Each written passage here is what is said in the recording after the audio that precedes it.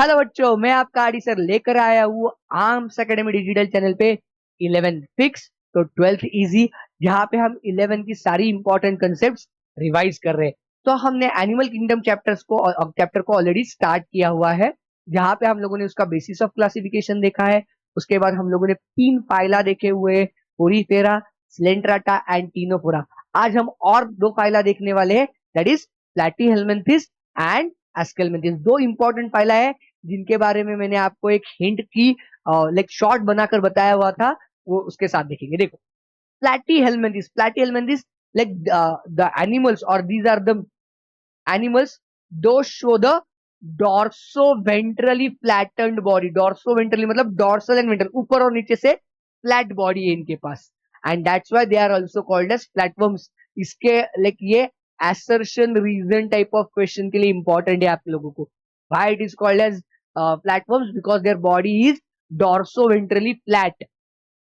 Most of them are endoparas, mostly, not all.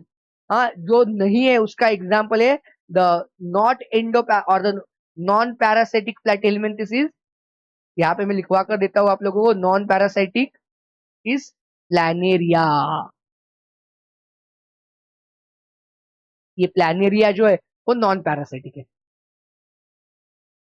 चलो आगे देखते हैं हम लोग।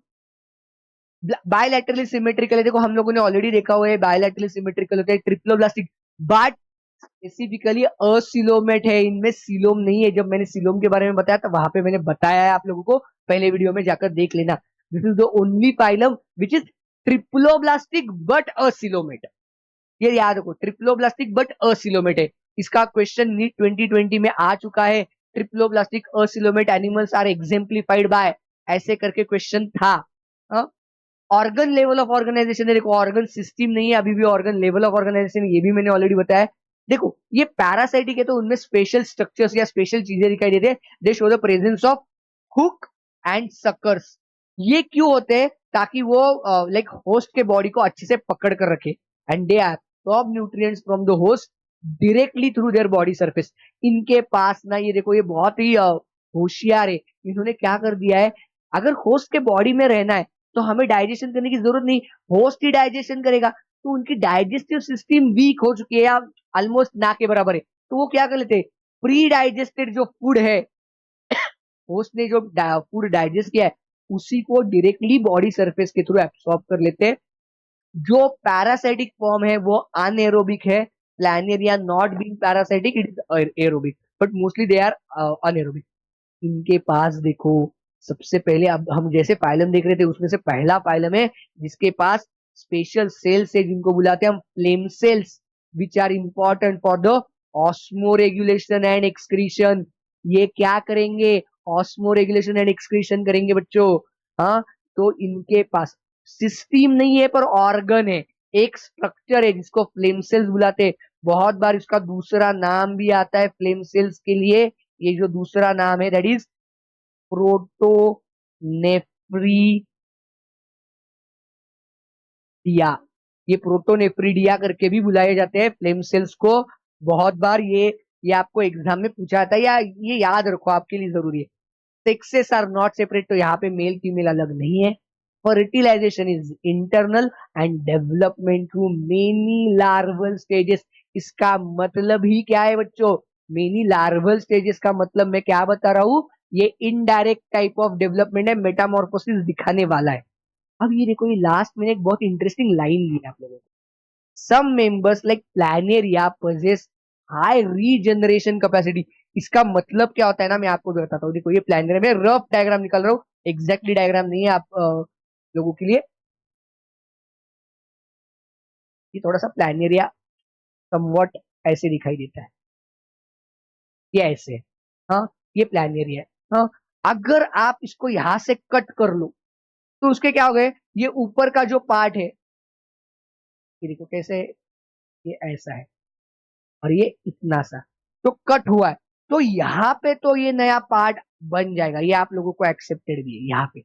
पर ये इतने में रुकेगा नहीं, इसमें और एक चीज क्या होती है, जो ये नीचे का पार्ट है ना छोटा सा बना हुआ, उसको भी नया प्लान, मतलब उसमें ये भी कैपेसिटी है कि इससे भी ये नया प्लान बना पाए। तो ऐसे अगर आप इसके जितने चाहे उतने पीसेस बना लो, every piece will grow into the new planaria. तो इसको बुलाते हैं हम regeneration, specifically seen only in case of planaria platyhelminthes के केस में, बाकी कहीं पे भी नहीं है। और इसके दो एग्जांपल है जिनकी डायग्राम आपको दी है, that is tapeworm and liver fluke. Tapeworm को बुलाते हैं हम टीनिया, यहाँ पे नाम है, अगर नहीं दिख रहा है तो यहाँ पे मैं लिख कर देता हूँ टीनिया, एंड इसका साइंटिफिक नेम होता है फैसियोला। का साइंटिफिक नेम है फैसियोला, टीनिया एंड फैसियोला, ये दो है। हाँ, यहां तक सब कुछ क्लियर है सब लोगों को। चलो अगला फाइलम हम देख लेते हैं इसके बाद वाला जो है, दैट इज एस्केलमेंथिस। एस्केलमेंथिस के बारे में बात करेंगे। एस्केलमेंथिस देखो, एस्केलमेंथिस उनको दूसरा नाम होता है राउंड वर्म्स।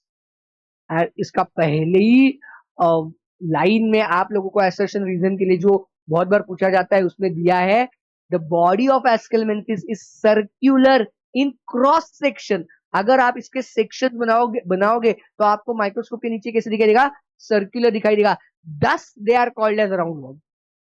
इनको राउंड वर्म बोलने का, देखो जैसे प्लैटिहेल्मिन्थस इसको फ्लैटवर्म बोलने के लिए रीजन क्या था, उनकी बॉडी डॉर्सो वेंट्रली फ्लैट थी।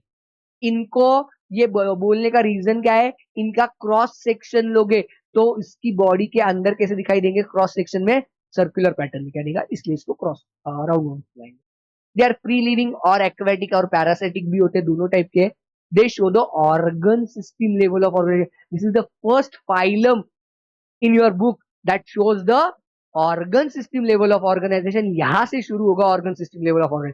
और इनमें सबसे इंपॉर्टेंट या सबसे अनोखी चीज जो है, this is the only phylum which is pseudocoelomate. Pseudocoelomate, हमने स्यूडोसिलोम का मतलब डिटेल में देखा हुआ है। हमने स्यूडोसिलोम का मतलब डिटेल में देखा हुआ है कि वो क्या होता है, बट ये अकेला फाइलम है that will show you the स्यूडोसिलोम। इनके पास देखो डाइजेस्टिव सिस्टम है, जिसके पास मस्कुलर फैरिंग्स है, एक्सक्रीटरी ट्यूब इज प्रेजेंट। देखो अलग स्ट्रक्चर है यहाँ पे, उसको बुलाते हैं हम एक्सक्रीटरी ट्यूब, जो लाइक एक्सक्रीटरी वेस्ट निकाल कर बाहर फेंकेगा। बट ऑब्वियसली यहाँ पे देखो ये एक इंपॉर्टेंट चीज है जो मैंने यहाँ पे डायग्राम में निकाल कर ही दिखाई है आप लोगों को ऑलरेडी। देखो like the two individuals they show the sexual dimorphism, that is they are dioecious, that is male and female sexes are separate. देखो आप लोगों को दिख रहा है मेल यहां तक ऐसे स्ट्रेट है और एंड में उसको एक कर्व है, दिखाई दिया। So male are usually short and curve, एक एंड पे कर्व होगा उसके। But in case of female they are long and without any curve. आप बोलोगे सर ये तो कर्व दिख रहा है, ये कर्व नहीं है, ये एडजस्टमेंट है डायग्राम बिठाने के लिए, हाँ बॉडी के लिए। But the curve is present only in the male. जो इसमें कर्व दिखाई देगा एंड पे उसको बुलाएंगे मेल, जिसमें नहीं होगा वो फीमेल है। Female is usually much longer than the male. तो ये बोलते हैं हम लोग इसको सेक्सुअल डायमॉर्फिज्म के क्राइटेरिया और ये कैरेक्टरिस्टिक्स है।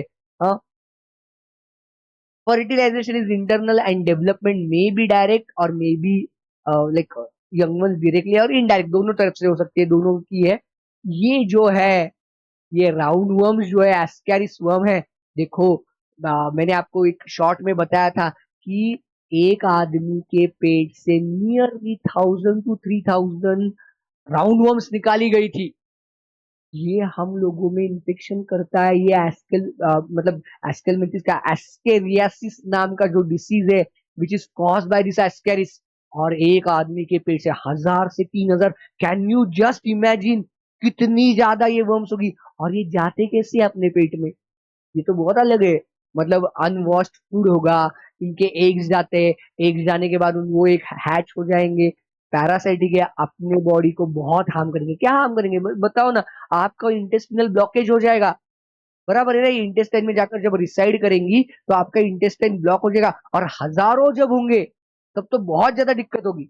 एक दो है तो अपनी बॉडी उसको डिपेंड कर पाएगी, बट ये इनका नंबर जब हजारों में बढ़ जाएगा तब अपनी बॉडी को उसके मतलब कुछ नहीं कर पाएंगे।